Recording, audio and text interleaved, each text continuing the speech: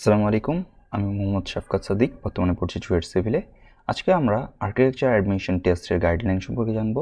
Guideline বলতে আমি মূলত এই ভিডিওতে আর্কিটেকচার অ্যাডমিশন টেস্টগুলোতে কী ধরনের প্রশ্ন এসে থাকে এবং কত নম্বরের প্রশ্ন এসে থাকে তা নিয়েই বলবো। চলো শুরু করা যাক। প্রথমে বলে নিই, আমি সিকিউরিটি 2023-24 পরীক্ষায় এ ইউনিটে 2983 এবং বি ইউনিটে 67তম হই। আমি ছোটোবেলা থেকেই ড্রয়িং বা আর্টসের প্রতি আমার একটা ঝোঁক ছিল সায়েন্সে পড়া সত্ত্বেও, যেটা একটু অড। তো এর জন্য মূলত আমার আর্কিটেকচারের পরীক্ষাটা দেওয়া। এবং হ্যাঁ, আমার এরকমও এক সময় ছিল যে আমি আর্কিটেকচারই মেন টার্গেট নিয়ে পড়বো কিনা এরকম। এখন আমরা দেখব আর্কিটেকচার এক্সামে কী ধরনের কোয়েশ্চেন এসে থাকে। আর্কিটেকচার এক্সাম মূলত দুইটা এক্সামের সমষ্টি। প্রথমটি হলো পিসিএম ই ধরলাম, সিকিউরিটির এক্সামগুলোতে ইংলিশ আছে, বুয়েটটাতে ইংলিশ নাই। এবং আরেকটা হলো ফ্রি হ্যান্ড ড্রয়িং, যেটা মেইন আর্কিটেকচার এক্সাম। তোমরা মূলত উপরেরটাকে এ ইউনিট এবং এই কম্বাইন্ড ফর্মটাকে বি ইউনিট হিসেবে জেনে থাকো। তুমি যদি বি ইউনিটের ফর্ম তুলে থাকো, সেক্ষেত্রে তোমাকে এ ইউনিট এবং বি ইউনিট দুই পরীক্ষায় অংশগ্রহণ করে নাম্বার পাওয়া সাপেক্ষে তুমি আর্কিটেকচারে ভর্তি হতে পারবা। তবে বি ইউনিটের এক্সামটা মানে ফ্রি হ্যান্ড ড্রয়িংয়ে অংশগ্রহণ না করো, তাও কিন্তু তুমি ইঞ্জিনিয়ারিং যেই এক্সামটা হয় সেই ক্ষেত্রে মেরিট লিস্টে আসার জন্য এলিজিবল থাকবা। মানে তুমি যদি বি ইউনিটের পরীক্ষায় ফর্ম ফিল আপ করেও অংশগ্রহণ না করো, তোমার ইঞ্জিনিয়ারিং পরীক্ষায় কোনো ডিফারেন্স মেক করবে না।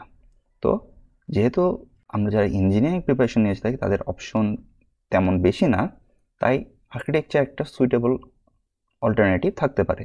যেমনটা তোমরা মেডিকেলে বায়োলজিকে তারা ব্যাকআপ নিয়ে বিভিন্ন ভার্সিটির বায়োলজি ইউনিটগুলোতে যাওয়ার প্ল্যান করে থাকে।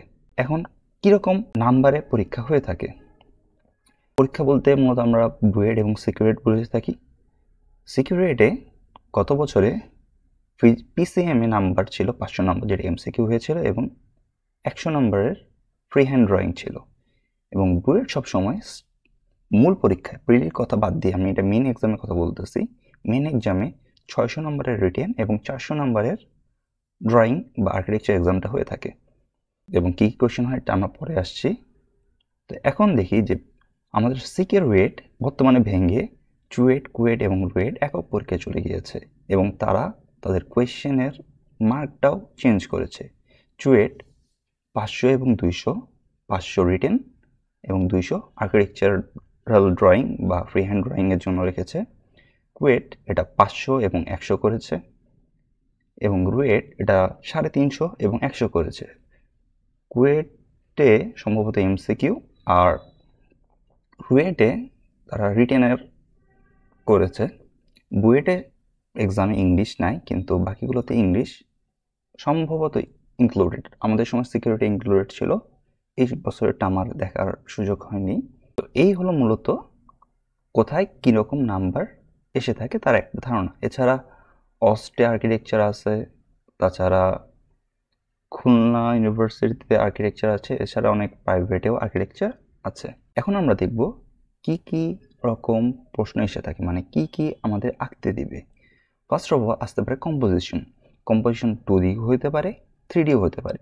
আমাদের সময় সিকিউরিটিতে 2D কম্পোজিশন দিয়েছিল, যার মধ্যে বলে দিয়েছিল 3টি বল, 2টি বোতল এবং একটি ল্যান্টার্ন ইউজ করে একটা কম্পোজিশন তৈরি করো। কম্পোজিশন কিছুই না, যেটাকে তোমরা করছো কিনা জানি না, স্কুল লাইফে আমরা বললাম স্টিল লাইফ ড্রয়িং। তুমি কিছু স্টিল লাইফের এলিমেন্ট যেগুলোতে প্রাণ নাই, এরকম জিনিসগুলোকে ভালোভাবে সাজাই উপস্থাপন করা। এটার জন্য গ্রিড লাইন, যেটা তোমরা ছবি তোলার ক্ষেত্রে ব্যবহার করো, এটা কোয়াড্রানে ভাগ করার জন্য 2টা হরাইজন্টাল আর 2টা ভার্টিক্যাল লাইন দিয়ে ভাগ করা, সেই জিনিসটা ইউজ করে যেন বেশি সিমেট্রিক্যাল না হয়ে যায়। আরও অনেক কিছু আছে যেটা আমি পরে হয়তো বা বিস্তারিত বলবো। এটা বেসিক বললাম, কম্পোজিশন আছে, এটা তোমরা ইউটিউবে সার্চ দিলেই জানতে পারবা।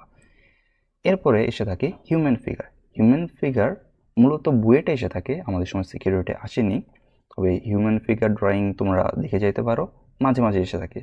হিউম্যান ফিগারের মধ্যে একজন লোক দাঁড়িয়ে আছে, একটা গোলকিপারের পজিশন বা উইকেট কিপারের position, goalkeeper wicket keeper same জিনিস। ফুটবল প্লেয়ার দৌড়াচ্ছে, এরকম জিনিস তোমরা প্র্যাকটিস করতে পারো।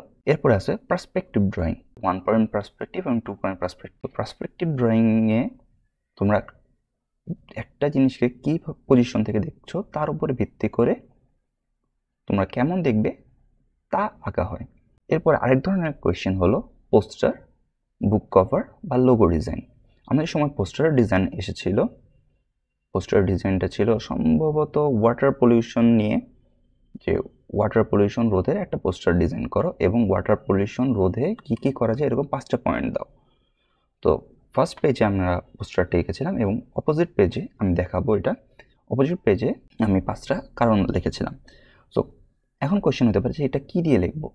যেহেতু টেক্সচারাল এক্সাম, তুমি চাইলে পেন্সিল দিয়েও লিখতে পারো এবং অপোজিট পেজে কলম দিয়ে লিখলেও সমস্যা নাই, তবে পেন্সিল দিয়েই লেখো, রিস্ক নেওয়ার কোনো মানে নেই। এরপর আরেকটা আছে free hand drawing. Free hand drawing scenery হইতে পারে, কোনো অবজেক্ট হইতে পারে, এরকম। এবং এই যাই এখানে বলেছি তার কোনোটাতেই চাঁদা, কলম, স্কেল বা কোনো জিওমেট্রিক্যাল ইনস্ট্রুমেন্ট ইউজ করা যাবে না। এই জন্য এটাকে বলা হয় ফ্রি হ্যান্ড ড্রয়িং এক্সাম। তুমি যদি কোনো একটা জায়গায় মেইন ড্রয়িংয়ে বক্স করার জন্য আলাদা জিনিস, মেইন ড্রয়িংয়ে স্কেল, কম্পাস বা চাঁদার ইউজ করে থাকো, তোমার খাতা ওই মুহূর্তেই আর কাটা হবে না, তুমি এলিজিবল থাকবে না। আর সম্পূর্ণ ফ্রি হ্যান্ড হতে হবে। অবশ্যই মাথায় রাখবা যেন বেশি কাটা ছিঁড়া বা ঘষা মাজা না হয়, বেশি রাফ না হয়। নিট অ্যান্ড ক্লিন করতে চাবা, বেশি কমপ্লেক্স করা দরকার নেই, সিম্পলি তোমার মনে যা আসে তা দিয়েই ড্রয়িং করে ফেলবা। এখানে কার ড্রয়িং কত ভালো তার থেকে কার কনসেপ্ট কত ভালো এটাই দেখা হয়। এখন দেখবো আমরা যে পরীক্ষার এক্সামের খাতা কীরকম হয়ে থাকে। খাতায় একটা সাদা পেজ থাকবে, সাদা পেজের উপরের দিকে ফার্স্ট একটা কভার পেজ থাকে, ওটা তো কভার পেজ এক্সাম অনুযায়ী ডিফার করে, ওই জন্য দেখাতে পারছি না। তো প্রথমে উপরের দিকে বাংলায় এবং ইংরেজিতে কোয়েশ্চেন লেখা থাকবে। সম্ভবত আমাদের সময় খালি ইংরেজিতেই ছিল, ওই জন্য তোমরা ওটার দিকেও খেয়াল রাখবা, খালি ইংরেজিতে আসলে যেন ঘাবড়ে না যাও। তো তেমন বেশি কঠিন ইংলিশ ইউজ করে না, যেটা সবাই পারবে এরকম ইংলিশে ব্যবহার করে থাকে। আমাদের ছিল যে যেটা বললাম প্রথমে পার্সপেক্টিভ ড্রয়িং ছিল, using 2 bottles, 3 balls and 1 lantern, এবং নিচে এরকম একটা বক্স দেওয়া ছিল এবং এই বক্সের ভিতরেই তোমার ড্রয়িং করতে হবে। এবং তুমি খেয়াল রাখবে নেগেটিভ স্পেস রাখা যাবে, তবে বেশি যেন ভয়েড না থাকে। ভয়েড আর নেগেটিভ স্পেসের মধ্যে পার্থক্য আছে। ভয়েড হলো তুমি আঁকতে পারোনি এই জন্য যে ফাঁকা জায়গাটা থাকে, আর নেগেটিভ স্পেস হলো তুমি ইচ্ছা করে যেসব জায়গা ফাঁকা রাখবা তোমার পোস্টার ড্রয়িং বা হলো কম্পোজিশনটাকে সুন্দর রাখার জন্য। এবং এই যেখানে আমি যেটা বললাম যে ড্রয়িং আমাদের পোস্টারের সময় বলছিল যে ওয়াটার পলিউশন রোধের 5টা কারণ লিখতে, সেটা তোমার পিছনের পেজে লিখতে পারবা। তো আগেও যেটা বলছি পেন্সিল ইউজ করিও, কলম ইউজ করার দরকার নাই, তবে কভার পেজে অবশ্যই কলম ইউজ করবা। তো এতক্ষণ সাথে থাকার জন্য ধন্যবাদ। আশা করি ভিডিওটি তোমাদের উপকারে আসবে। একদম শেষ মুহূর্তে বানানো 24 ব্যাচের জন্য, তবে বাকি ব্যাচেরও কাজে লাগবে।